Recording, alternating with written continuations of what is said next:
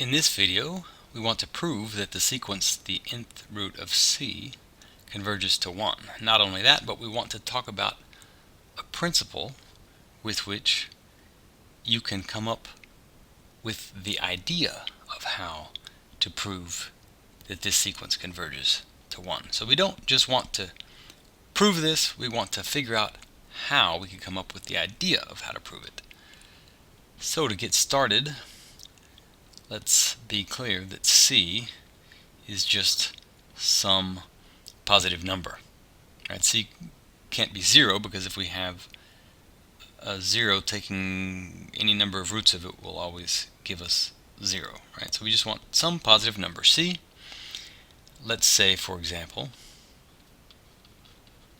c is equal to 8. That would give us this sequence here. We would have 8 and then the square root of 8 and then the cube root of 8, which I guess would actually be 2. Right? We could have a 2 here, and then we would have the 4th root of 8, 5th root of 8, etc. And you can see here we have 8, and then here we have maybe 2.8 something, and then we have a 2, right? It's getting smaller and smaller. This is going to go to 1. And that's what we want to prove.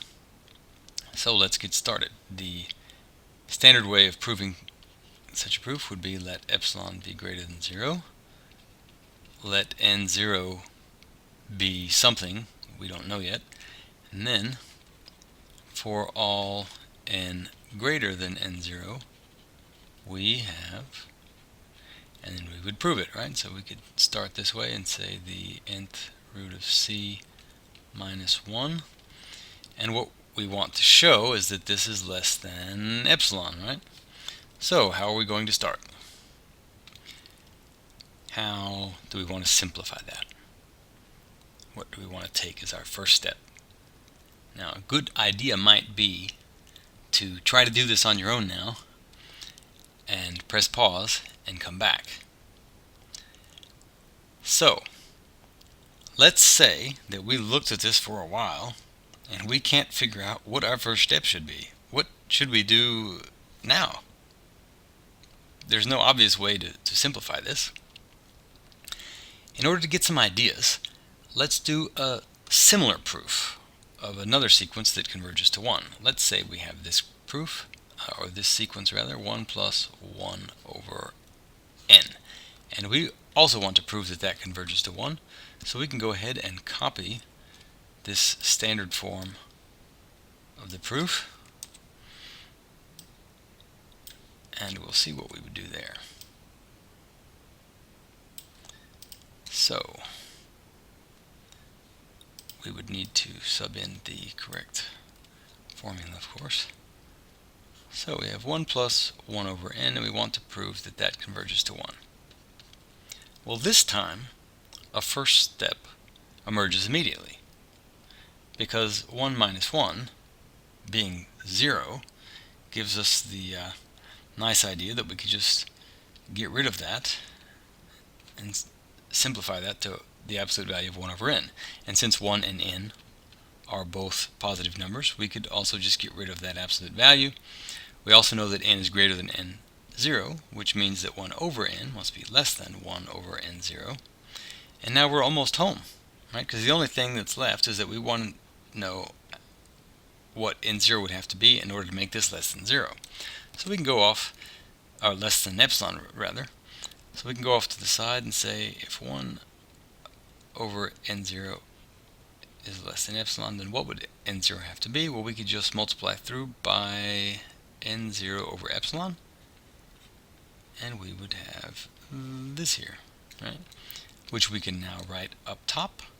n0 is greater than 1 over epsilon. And since we know that is the case, then, and we know that we can just rearrange that in this way, we know that this is less than epsilon, and we're done. So at first glance, this doesn't look too similar to the situation that we had up here, because we couldn't figure out here anything that we wanted to simplify. So let's look at this same proof again here, but in a slightly different way. Let's say we hadn't done this here. Let's say we had done this. We start the same. We have 1 plus 1 over n minus 1. But instead we go ahead and write in our epsilon there. And we're not looking upon that as an assertion, so I'm not asserting that this is the case. I'm just saying this is what I want to prove. This is what I want to prove. In fact, I'll write that, to prove. Now we're going to rearrange that. So, since I know that 1 plus 1 over n is greater than 1, then I can get rid of this absolute value. And again, I could just subtract. I could have done that first as well. And I have 1 over n being less than epsilon. Again, I could just rearrange. And that would give me 1 over epsilon being less than n. Now, the thoughts that led us here are very similar to here, right? But we're not doing the same thing, strictly speaking. We haven't really even begun our proof, in a sense, right? We're just rearranging what it is that we want to prove. So whereas we first thought that we would prove that, we now have the idea that we could just prove this, since all of these relationships between these inequalities are if and only ifs, right? We haven't done anything that's not reversible. So let us just prove this. N. Well, what do we know about n? Well, we know that n is greater than n0. And what do we know about n0? Well, we know that n0 is greater than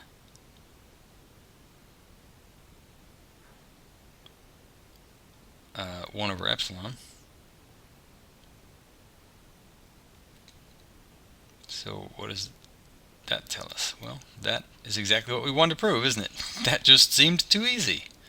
That's exactly what we wanted to prove, right? We didn't have to do anything with epsilon itself. We were just working with 1 over epsilon. So we just proved this. End of story. End of proof. Done. So what did we do differently? Instead of jumping right in, we decided to prove something else, something that was equivalent. And we had something on one side that was dynamic, this n, because that changes. Right, we can make n as large as we want it, and something fixed on the other side. Right? So we're saying at the beginning, epsilon is greater than 0. Okay, starting there, epsilon is just fixed. So 1 over epsilon is just some fixed number. So the trick is to get the dynamic n over on its own side, and it's on the side that's greater than. So n is greater than something. So since this n can be as large as we want, it's easier to make it greater than something, because we can make it, again, as large as we want. So let's see if we can use that trick now. If you really want to learn this, go off and do it yourself now. Let's see if we can use that trick to deal with this proof here. So let's just say that this is what we want to prove. The nth root of c minus 1, and the absolute value of that is less than epsilon. So that's what we want to prove, and now we just want to rearrange it. Now we're going to want to get rid of the absolute value. So let's just say that this is case 1. And we will say that c is itself greater than or equal to 1. So we can get rid of that. So that would give us the nth root of c minus 1 being less than epsilon, which we could also rearrange as just being the nth root of c being less than 1 plus epsilon. Then we could, in order to get rid of this, we want to get our dynamic variable here over on this large side like we had before. We wanted n greater than something. Since this can be as large as we want, it's easy to prove that it's greater than something. So let's go ahead and raise both of the sides of this inequality to the nth power, which would give us c less than 1 plus epsilon to the n. So now we have a dynamic side, because the n can change. We have a fixed side, and above all, the dynamic side is on the side that we want to be bigger. So this shouldn't be too difficult. So let's just prove that. So 1 plus epsilon to the n greater than c. That's what we want to show now. Before, we thought we were going to show this. Now we have decided we will prove this instead. So 1 plus epsilon to the n is equal to, so we can just multiply that out, well, just binomial expansion. So it would be 1 to the n times epsilon to the 0 times n choose 0 plus 1 to the n minus 1 times epsilon to the 1 times n choose 1 plus a bunch of stuff. Let's do the very last one. That would be 1 to the 0 times epsilon to the n times n choose n. Okay, let's simplify a bit. This is equal to 1, that's equal to 1, that's equal to 1, so that's a 1 plus, now that's equal to 1, epsilon times n choose 1 is just n, plus a bunch of stuff, and actually I don't think we're going to need all of this stuff, because we already have an n, and we just need this to be greater than c, right? So we can just make this n as large as we want. Even if this epsilon that it's being multiplied with is minuscule, we can just make the n huge and make it bigger than c. So we're not going to be needing all of this stuff. So let's just go ahead and take that step and say 1 plus epsilon times n. We'll just leave all that out. We also know that since n is greater than n0, we can go ahead and take this step. And now we just want to know when that is going to be greater than, what is it that we want to prove? C, right? We want to know when that's greater than c. So we'll go off to the side. Epsilon times n0 greater than c. We can just rearrange that. That would be n0 is greater than c over epsilon, right? If we just divide both sides by epsilon. So let's go ahead and write that in at the top. n0 is greater than c over epsilon. Greater than c over epsilon. So that's greater than c over epsilon. Those epsilons just cancel out, and we're left with 1 plus c, which is greater than c. So case 1, and that's what we wanted to show, right? Greater than c. So case 1 has been taken care of. Let's just do this same thing now for case 2. So again, epsilon, we'll just repeat this here. Epsilon is greater than 0.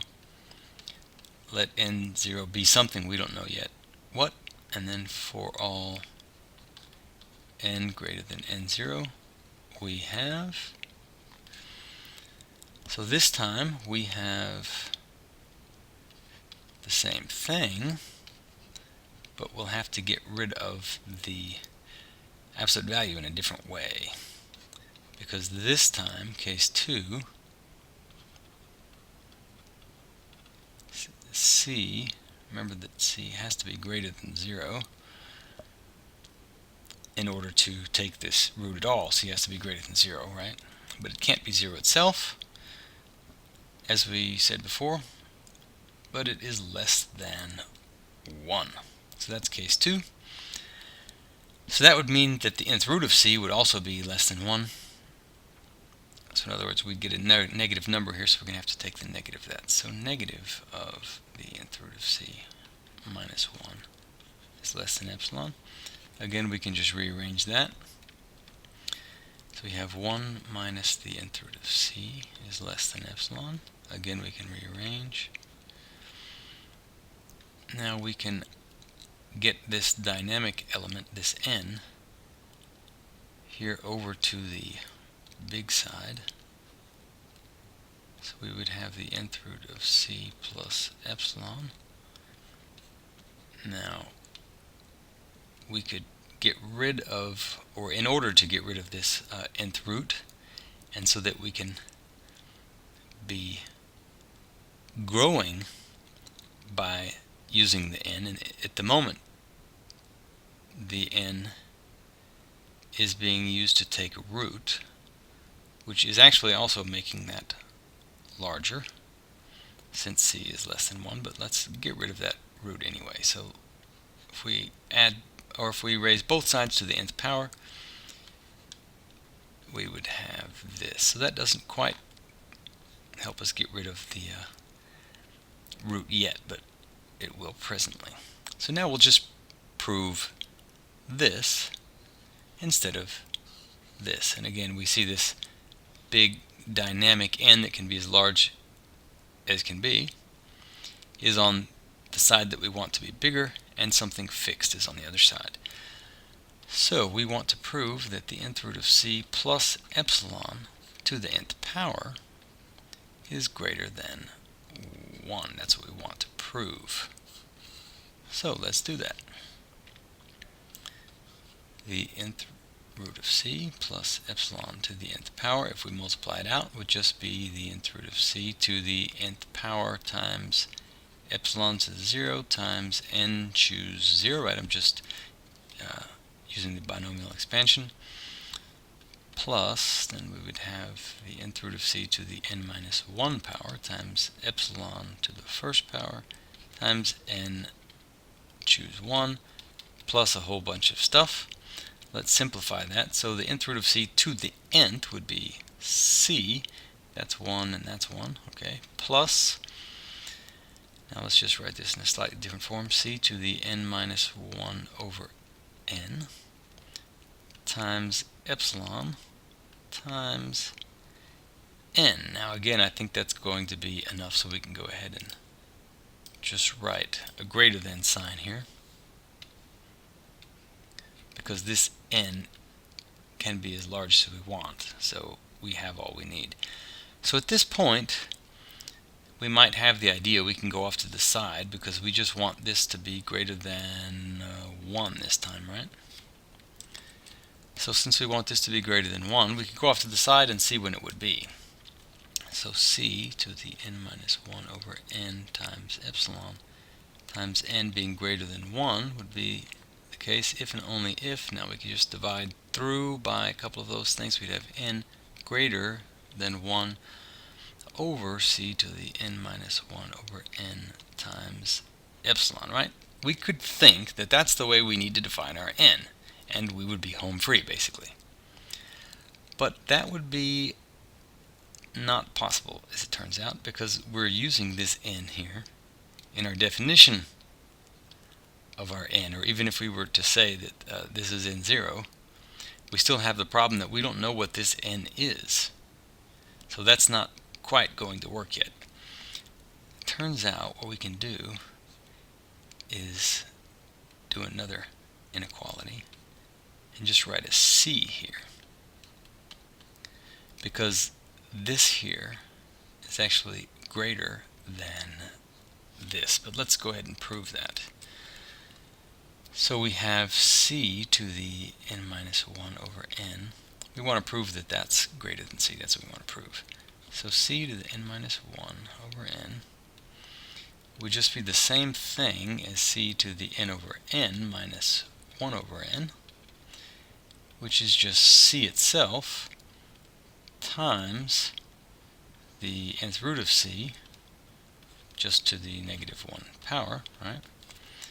Which is c times 1 over the nth root of c. Now, since c itself is smaller than 1, and if I take a bunch of roots, it's still going to be smaller than 1, which means this whole thing here is going to be greater than 1. So that's greater than c times 1, which is c. And that completes the proof. So this is indeed legal, what we just did. And again, since we know that n is greater than n 0, we know that we have here this n0, we can get that in there. And we can go back and tweak the definition that we would have come up with before and just say that n0 should be greater than c times epsilon. And we can go ahead and write that in up top as well. N is greater than c times epsilon, is that right? No, 1 over c times epsilon. Okay, so that is greater than 1 over c times epsilon. Those cross out, cancel out, and we're left with c plus 1, which is greater than or equal to, or greater than, it's actually greater than, because since c itself cannot be 0, so that's greater than 1, which is what we wanted to show. So that completes the proof. Again, instead of proving this thing, which we didn't know what to do with, we just proved this thing. So, to sum up, we got the inspiration from this somewhat different sequence to just rearrange things so that we had the dynamic element, in this case the n, over on the larger side of the inequality that we wanted, and then we had the fixed thing over on the small side. And since this n can grow as large as we want it to, that pretty much leads us to where we want to go. All we have to do is just some manipulations, such as here, and find our value for n0. So that's how to prove that the sequence, the nth root of c, converges to 1.